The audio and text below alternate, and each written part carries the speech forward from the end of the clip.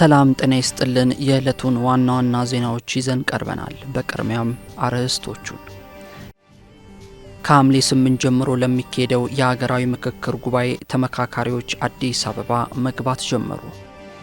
ህገወጡ የህወሓት ቡድን በትግራይ ክልል እያደረገ ያለውን አዲስ የጦርነት ቅስቀሳና የግዳጅ ወታደራዊ ምልመላ በአስቸኳይ ሊያቆም እንደሚገባ የመገናኛ ብዙሃን ባለሙያዎችና የማህበራዊ ሚዲያ አንቂዎች ጠየቁ። በአዲስ አበባ የቤት ኪራይ ጭማሪ ጣሪያ 11.5 በመቶ ሆኖ ተወሰነ።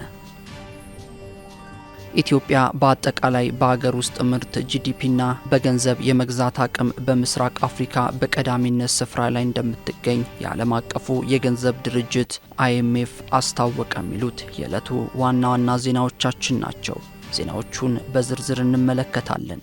ከዜናዎቹ ጋር ቃላብ ጸጌ ነኝ። አብራችሁን ቆዩ።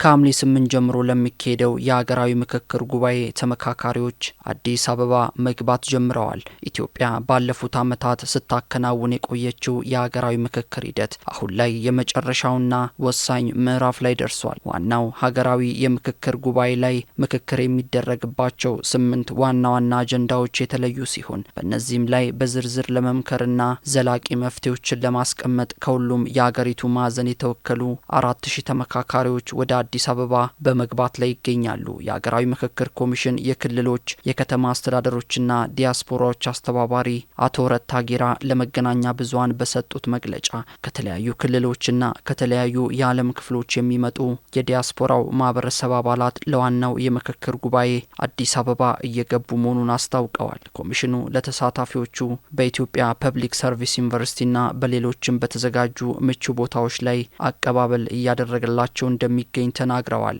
ይህ ታሪካዊ ጉባኤ ከሐምሌ 8 ቀን 2018 ዓ.ም ጀምሮ በአዲስ ኮንቬንሽን ማዕከል የሚካሄድ ይሆናል። ኢዜአ ያነጋገራቸው ተመካካሪዎች በበኩላቸው ለዘመናት የዘለቁ አለመግባባቶችንና ልዩነቶችን በሰለጠነ መንገድ ለመፍታት በሚደረገው በዚህ ታሪካዊ መድረክ ላይ ለመመካከር እድል በማግኘታቸው የተሰማቸውን ደስታ ገልጸዋል። ይህ ታሪካዊ ምክክር ይበልጥ የበለጸገች የተረጋጋች ሀገር ለመገንባት አስተማማኝ መሰረት የሚጥል መሆኑንም ጠቅሰዋል። በዚህ ወሳኝ ወቅት ተመካክረን ተስማምተንና ተቀራርበን ጠንካራ ሀገር ለሚመጣው ትውልድ ለማስተላለፍ ትልቅ ተስፋ ሰንቀናል ብለዋል።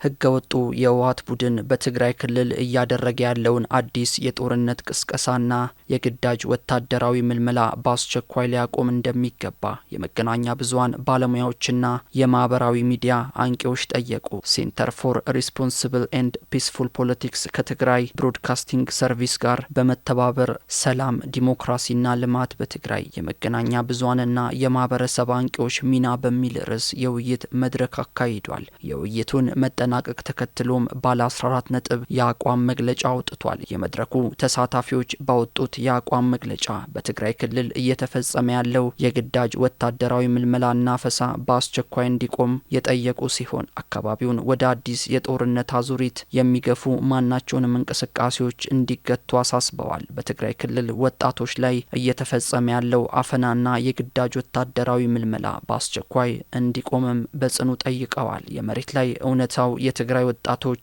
ለተደጋጋሚ መክሸፍና ለከፋ እልቂት ሲዳረጉ መቆየታቸውን የጠቀሰው የአቋም መግለጫው ይህ ታሪካዊ ምዕራፍ በአስቸኳይ ሊያበቃ እንደሚገባና ለዚህ መርህ መከበርም ባለሙያዎች በሙሉ አቅማቸው እንደሚሰሩ አስታውቋል።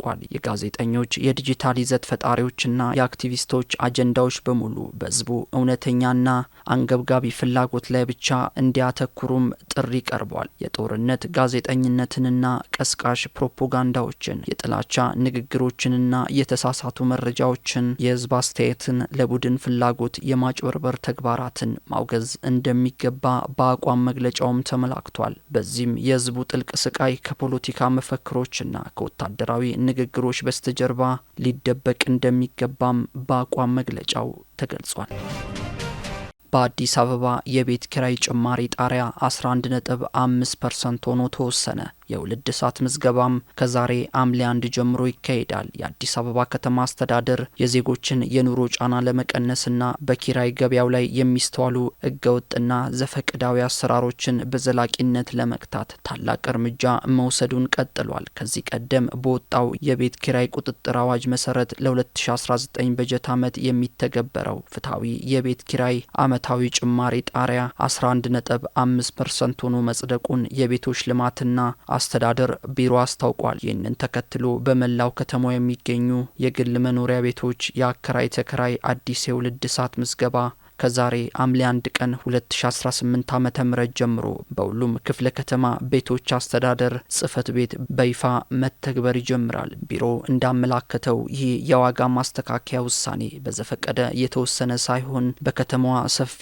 ሳይንሳዊ ጥናት ተካሂዶ የነዋሪውን እውነተኛ የመክፈል አቅም ባገናዘበ መልኩ እየተዘጋጀ ስለመሆኑም ጠቅሷል። ይህ አሰራር በአንድ በኩል አከራዮች ወቅቱንና የኢኮኖሚ ሁኔታውን ያገናዘበ ፍትሐዊ ገቢ እንዲያገኙ የሚያረጋግጥ ሲሆን በሌላ በኩል ደግሞ ተከራዮች ከገበያቸው ጋር የተመጣጠነ ኪራይ በመክፈል ከተደጋጋሚ መፈናቀልና ከስነልቦና ስጋት ድነው የተረጋጋ ሕይወት እንዲመሰርቱ ያደርጋል። ውሳኔው በከተማዋ ያለውን የኑሮ ውድነት ጫና በከፍተኛ ደረጃ በመቀነስ ረገድ የጎላ ማህበራዊ፣ ኢኮኖሚያዊና መልካም አስተዳደር ፋይዳዎች እንዳሉት ቢሮ አረጋግጧል።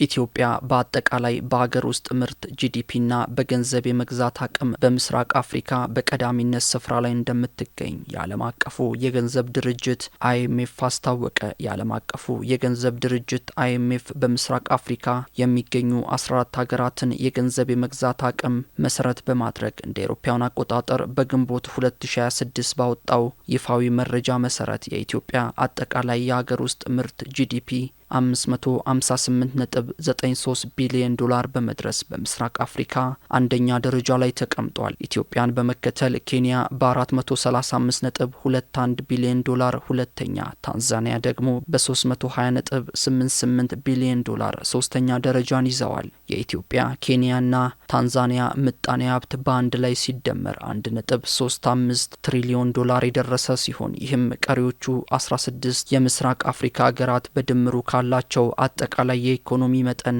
በእጅጉ የሚበልጥ መሆኑ የኢትዮጵያንና የጎረቤቶቿን የገበያ ግዙፍነት ያሳያል። ከነዚህ ግንባር ቀደም ሀገራት በመቀጠል ዩጋንዳ፣ ሱዳን፣ ዛምቢያና ዚምባብዌ ከአራተኛ እስከ 7ተኛ ያለውን የምጣኔ ሀብት ደረጃን ይዘዋል። ማዳጋስካር፣ ሩዋንዳ፣ ሞዛምቢክ፣ ማላዊ፣ ሞሪሼስ፣ ሶማሊያ፣ ቡሩንዲ፣ ደቡብ ሱዳን፣ ጅቡቲ፣ ኤርትራና ሲሸልስ ደግሞ በቅደም ተከተል ቀጣዮቹን ደረጃዎች ላይ ተቀምጠዋል። በአንጻሩ ኮሞሮስ በ3.43 ቢሊዮን ዶላር የመጨረሻው 14ተኛ ደረጃ ላይ ትገኛለች። ዜናው አበቃ። ሰላም ቆዩ።